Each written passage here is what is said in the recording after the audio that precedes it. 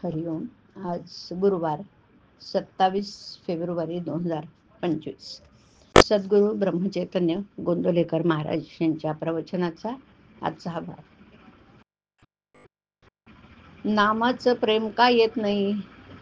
ऐकूया ना त्यांचे विचार आपण. आज इतकी वर्ष होऊन गेली तरी सुद्धा ज्ञानेश्वर, तुकाराम, समर्थ रामदास यांच्यासारख्या थोर संतांचं नाव टिकून राहिलं आहे. याचं खरं कारण हेच की त्यांचं नामावर अत्यंत प्रेम होतं. या सर्व संतांच्या वचनावर आपण विश्वास ठेवतो.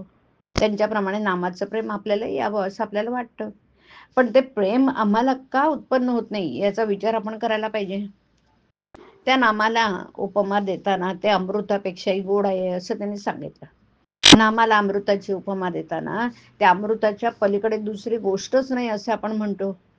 मग त्या नामाचं प्रेम आम्हाला का बरं नसावं? तर त्या नामाच्या आड काही येत असलं पाहिजे खास.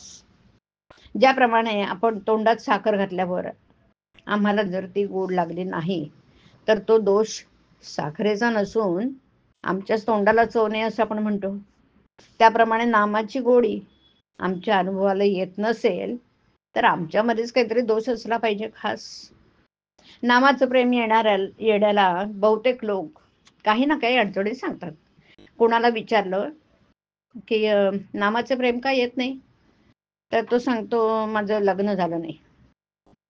ते होऊन प्रपंच, मुलं बाळ हे सर्व झाल्यावर मला नामाचं प्रेम येईल.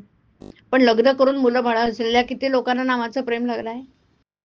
कोणी म्हणतो पैसा नाही म्हणून प्रपंचाची काळजी वाटते आणि नामाचं प्रेम येत नाही. परंतु अगदी भरपूर पैसा असलेल्या किती लक्षाधीशाने नामाचं प्रेम मिळवलंय. कोणी म्हणतो या प्रपंचात बायका, मुलं, आजारपण, शेतीवाडी याच्या व्यापामुळे आम्हाला नामाचं प्रेम लागत नाही. तर कोणी म्हणतो प्रपंचात राहून मला आता कंटाळा आलाय, मी आता संन्यास घेतो म्हणजे मला नामाचं प्रेम येईल.